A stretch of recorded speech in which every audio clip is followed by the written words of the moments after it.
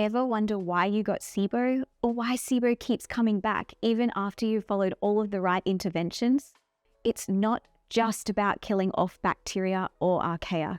It's about understanding why they've overgrown in your small intestine in the first place. For many, this is the missing piece of the relapse puzzle and why we've dedicated a whole video to it. Today, we'll break down the most important SIBO root causes and why they are key to overcoming this imbalance and stopping the cycle of SIBO relapse. My name is Bella and I'm a functional nutritionist and founder of the Functional Gut Health Clinic, where we help clients with SIBO and other digestive conditions take back control of their gut health. In this video of our SIBO series, we'll cover the 3 ways that bacteria and archaea can overgrow in the small intestine, the 2 main underlying root causes of SIBO, the major SIBO risk factors and why they matter, and why SIBO is chronic for some people and easier to resolve for others. Let's start with how bacteria and archaea actually end up overgrown in the small intestine, the 3 routes of overgrowth. First, we have ingested bacteria. Bacteria can enter your digestive system through contaminated food, water, or even from your mouth's oral microbiome.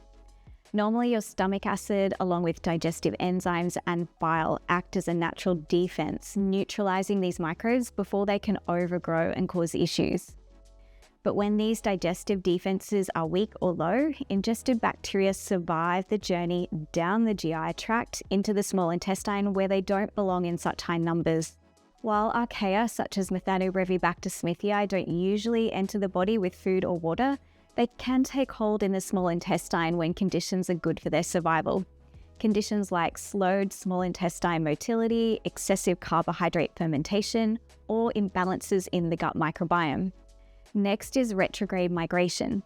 The ileocecal valve, or ICV, acts as a one-way door between your large and small intestines, preventing bacteria and archaea from moving backwards. But when the ICV is dysfunctional or stuck open, bacteria and archaea can migrate back from the large intestine into the small intestine. And it's this backwards movement that sets the stage for a bloom or overgrowth in the small intestine, which is SIBO. This is because the large intestine is where most of our gut microbes are located, around 1 million times more than the small intestine. So keeping the door shut between them, or at least having it only open one way, is crucial to stopping all of these microbes moving back up into a comparatively low microbe small intestine. The most common causes of ICV dysfunction that we currently know of are structural issues like Ehlers-Danlos syndrome, nerve damage from neuropathy or diabetes, and chronic inflammation from Crohn's, ulcerative colitis, and other chronic infections. Finally, we have an in situ bloom, or a bloom of bacteria or archaea in the small intestine. In a healthy gut, a small number of bacteria and archaea naturally live in the small intestine. Under normal conditions, they're kept in check by the body's clearing mechanisms.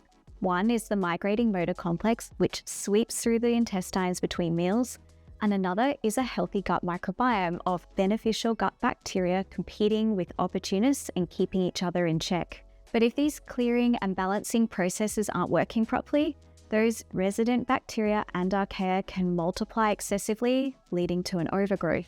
So whether bacteria and archaea are coming in from the outside, moving backwards and up from the large intestine, or simply overgrowing in place, each of these routes can contribute to the overgrowth in the small intestine that we see as SIBO.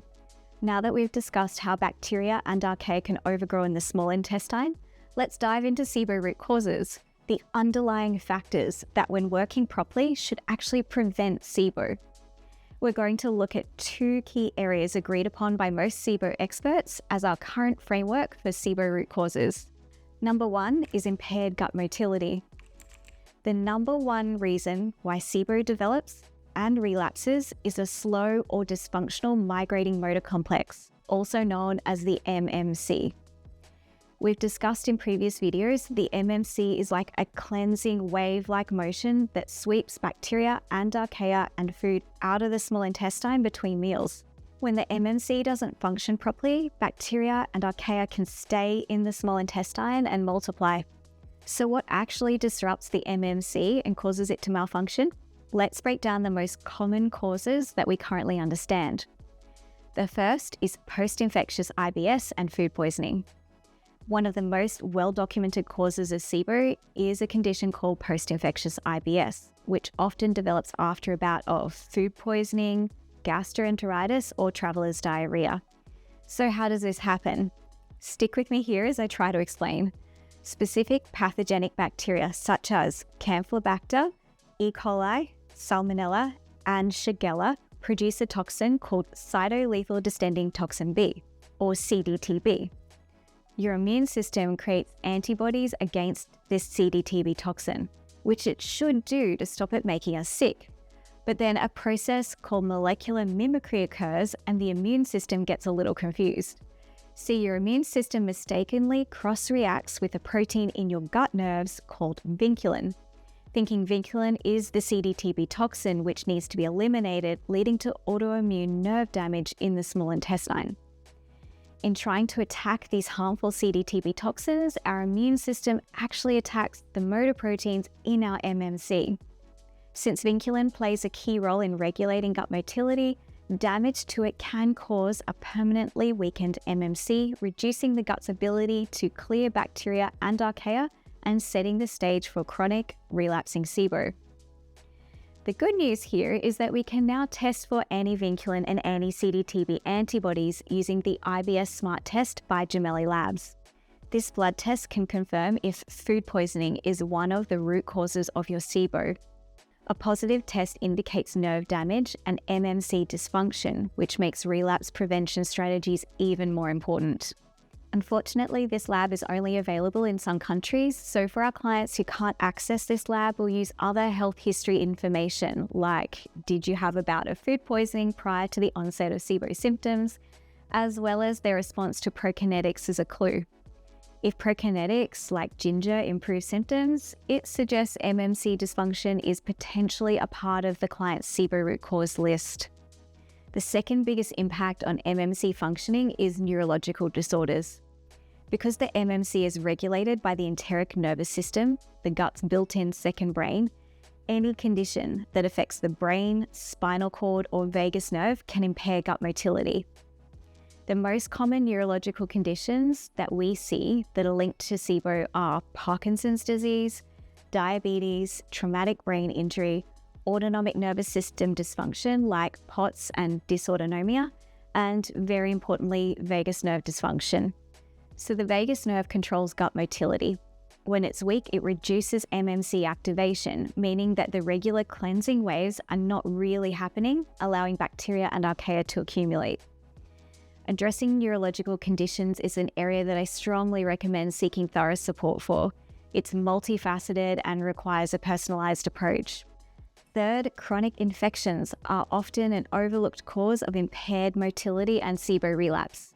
Conditions like Lyme disease, Epstein-Barr virus, parasites, and mold exposure can disrupt the nervous system, vagus nerve function, and the MMC, making it difficult for the small intestine to clear bacteria and archaea effectively. Parasites, Lyme, EBV, and co-infections have been shown to damage gut nerves, trigger autoimmune attacks on nerve cells, suppress vagus nerve functioning, and cause chronic inflammation. Mold exposure from water-damaged buildings suppresses immune function, triggers widespread inflammation, and disrupts autoimmune nervous system functioning, including vagus nerve function.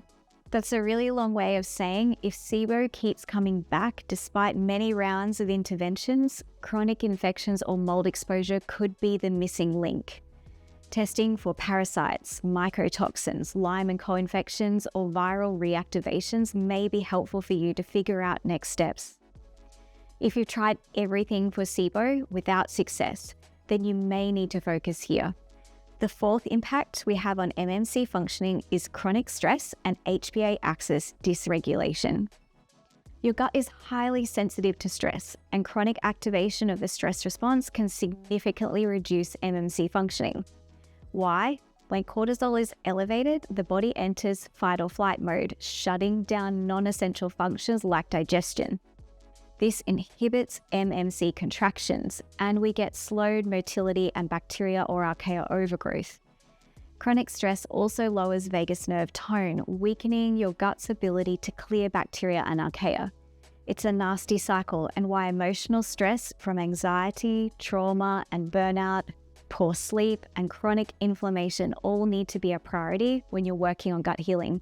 We ask our clients who have identified chronic stress or HPA axis dysregulation as a root cause to focus on supporting their MMC functioning through implementing lifestyle changes. We typically start with vagus nerve exercises like deep breathing, gargling, humming and singing, mindfulness and relaxation techniques like meditation, yoga, or HRV training, and optimizing sleep through circadian rhythms by having a consistent bedtime, focusing on morning sunlight exposure, and much more. Fifth is hypothyroidism. Hypothyroidism reduces gut motility because thyroid hormones T3 and T4 stimulate the MMC. When thyroid functioning is low, these signals weaken and we're more likely to have slower gut clearance. Constipation is also common in hypothyroid clients, increasing fermentation and slowed motility in the small intestine. A full thyroid blood panel that tests for TSH, free and total T4 and T3, reverse T3 and antibodies are helpful to see what's going on with thyroid functioning. And finally, we have number 6, medications that slow the MMC. Certain medications have the unfortunate side effect of significantly suppressing gut motility, which can lead to bacteria and archaea hanging around in the small intestine. Common MMC suppressing medications include opioids like oxycodone, morphine, and codeine, proton pump inhibitors and H2 blockers, and antibiotics and anticholinergic medications, such as some antidepressants, antihistamines, and bladder medications. If these medications are necessary for you, then working with a practitioner to support motility through diet, movement, and prokinetics can be helpful. That was a lot of information about impaired gut motility and MMC function and the areas we look at and address with our clients. Are you ready to jump into the second SIBO root cause? It's structural issues. Even with a fully functional MMC, bacteria and archaea can still overgrow if they get stuck in the small intestine or if they migrate backward from the large intestine. These structural issues create physical roadblocks that prevent bacteria and archaea from being cleared out properly, making SIBO more likely to develop and harder to resolve. Let's discuss the common structural causes of SIBO. First is adhesions. Adhesions are bands of scar tissue that form between organs and tissues after surgery and abdominal infections. The most common surgeries that our clients have had prior to testing positive for SIBO are C-sections, endometriosis surgeries, and appendix removal surgery. Adhesions from these create kinks or narrow areas in the intestines, restricting normal flow of food and waste and trap bacteria and archaea in the small intestine. Next is blind loops. A blind loop is a section of the intestine where bacteria accumulate and multiply instead of being cleared out. This can happen because of past surgeries that change the intestinal shape, like gastric bypass and bowel resections, diverticular or small pouches in the intestine, and intestinal kinking or narrowing from chronic inflammation or scar tissue. Third is ileocecal valve dysfunction. We touched on this earlier when talking about retrograde migration. The ileocecal valve, or ICV, is a one-way door between the large and small intestines that prevents bacteria and archaea from moving backwards. When this valve isn't working properly, the door remains open, so large intestine bacteria and archaea can backflow into the small intestine, increasing the risk of SIBO. Finally, we have Ehlers-Danlos syndrome and other connective tissue disorders. EDS weakens the structure of the intestines, leading to loose, uncoordinated gut movement, which slows digestion, weakens ICV function, allowing bacteria and archaea to migrate backwards, and prolapsed or stretched out intestines, creating pockets where organisms can stagnate. Since EDS-related motility issues impact both structure and functioning of the MMC, SIBO for these clients often requires long-term management with prokinetics, dietary strategies, and periods of reducing the bacteria and archaea that may continuously overgrow. Unlike motility-based SIBO, which can be from food poisoning or chronic infections, structural SIBO often requires a longer-term management plan. Physical therapies like visceral manipulation and osteopathic interventions can help mobilize stuck areas of the gut. And in some cases, if adhesions or strictures are severe, then surgical intervention might be needed to restore normal flow through the small intestines. Beyond our two SIBO root causes, impaired motility and structural issues, there are other risk factors that weaken your gut's ability to prevent bacterial and archaea overgrowth. These factors don't directly cause SIBO, but increase the likelihood of overgrowth if motility or structure are already compromised. First is microbiome disruptions.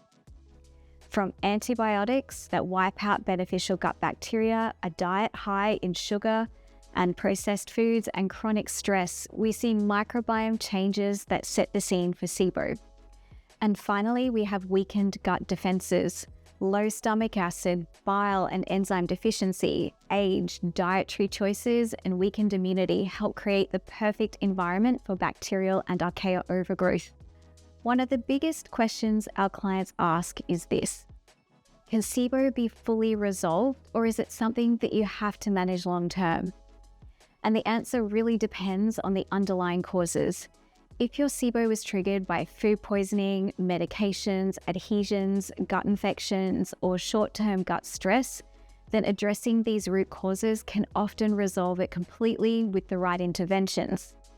However, if SIBO stems from chronic neurological disorders or Ehlers-Danlos syndrome, it may require longer-term management through prokinetics, dietary adjustments, and periodic intervention cycles to keep symptoms under control. Understanding whether your SIBO is temporary or chronic is key to creating an intervention plan that actually works and prevents relapse. I want to emphasize something critical. Understanding these root causes and risk factors isn't just academic, it's essential for healing SIBO long-term and preventing relapse. We typically think of SIBO as a root cause of IBS, responsible for up to 80% of diagnosed IBS cases in some studies.